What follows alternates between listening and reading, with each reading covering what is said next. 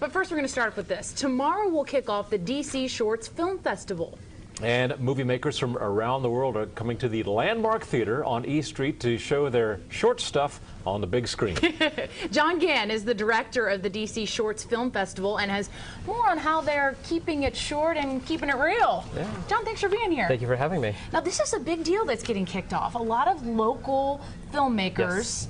But not just people are from around here, from all over the world, All over right? the world. We have 100 films this year from 16 different countries. We actually had entries from 37 countries this year. Wow. Yeah, it's huge. You know, one of the film festivals you hear about are just, you know, the Sundance. Right. Over in Utah. That's where all the stars go. That's if someone makes their name there. Right. They're usually assured a great career. What does the DC Film Festival mean to a filmmaker to get named in that thing? DC Shorts, and this is the 6th year, has become this big phenomenon. It's a huge filmmaker's favorite festival, and it's actually the 3rd largest short festival in the country now. So playing DC Shorts is quite an honor, and a lot of festivals, a lot of films that come and play our festival end up playing bigger festivals and end up going on. I think this year we have a few that will actually be up for Academy consideration. And John, so this is interesting because you know, we live in the age of shortened attention spans. Correct.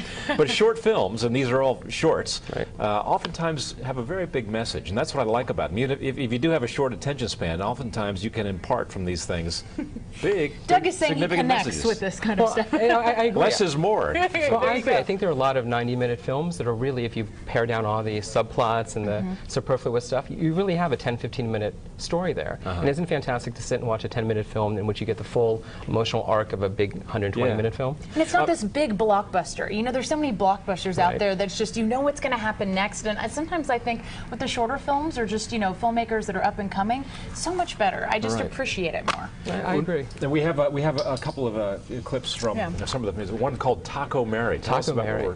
Taco Mary actually won our competition last year. We have a screenplay competition in addition to a film competition. We read six screenplays live. This one was the audience favorite and won $2,000, which then they used to help make this film. It's about a guy who discovers the image of the Virgin Mary in a taco, and then his moral dilemma, what does he do with it? Was that a real story, or was it a potato chip? You always hear that. Say someone sweat in a T-shirt and the Virgin Mary is there. Do not dry the T-shirt. She's been on a piece of toast, I know that. Preserved somewhere. So it's very funny. It's a really cute film. It's from a filmmaker in Chicago, and she actually will be here. She's coming in tonight. Fantastic. So great. Next up, what's on Pigeon Impossible? Pigeon Impossible. Pigeon Impossible. Well, like Cannes, we are starting off the festival with a big animated film. This is a 10-minute piece about a Secret Service agent who gets a pigeon stuck in his special briefcase and accidentally sets off the bomb, and he has to save the world from destruction. It's very funny. It looks like a Pixar film, and it's quite amazing. These are big right now, the big animated films. Yes. I mean, they're really grossing a lot at the major box office. We have a lot of animated films this year. We have at least one in each of our 10 different showcases. We have a bunch of the Free Kids special. Now, is this one set, Pigeon Impossible, is it set in D.C.? It looked like it is. It is. Monument, It is set in D.C. In fact, it looks like it's set in front of the E Street Theater, which was amazing. And when I called the filmmaker... They're doing that just to get some props. There you go. He had never been to D.C. He got all the images off of like MapQuest and Google Maps. So it's fantastic. It's really a beautiful piece. Where is this filmmaker from? Where is he based? Austin, Texas. Oh, Austin. He's a Texan. Yeah. Heck yeah. All right, the next one.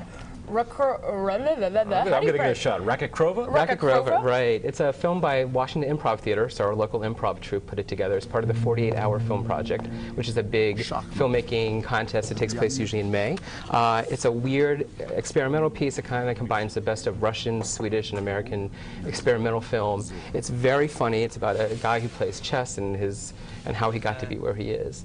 So it's very cute and very strange. Now, is this adults-oriented, or are there family-friendly events as well? We have lots of family-friendly events. Most of the films are geared towards adults, obviously, but on Saturday morning at 11 o'clock, we have 2 screenings, actually, both at the Navy Memorial Theater and the E Street Theater, which is free to the public. It's part of our Arts on Foot participation, because there's a huge street festival that day in the downtown neighborhood. So the longest one of these would be how long? The longest film we have is 20 minutes, and the shortest one is a minute and a half. It is perfect for you, Doug. So. Perfect. That's as long as my attention span goes.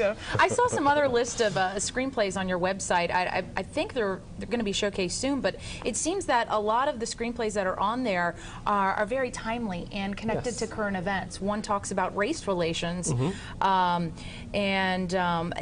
know we don't have a clip of this one. It's called Honey Colored Boy. Tell me about that one. Have you seen that one yet? It's a really nice script. I read it a few times. It's about, it takes place in the 70s, and it's about a child of mixed race who comes comes to the swimming pool and the reaction of the older people who are there at the pool. And I thought that was interesting because I don't know if you remember the news story about a month ago in that community pool in Philly or somewhere around I think it was Pennsylvania, Pittsburgh, wasn't it, where black children went to the pool, which was predominantly white children, you know, and this was based in the 70s, which is, you know, it's ironic, and then now again we can connect it to present day. Right. Well, the reason I love our screenplay competition is it kind of gives us an insight as to what the themes for next year will be.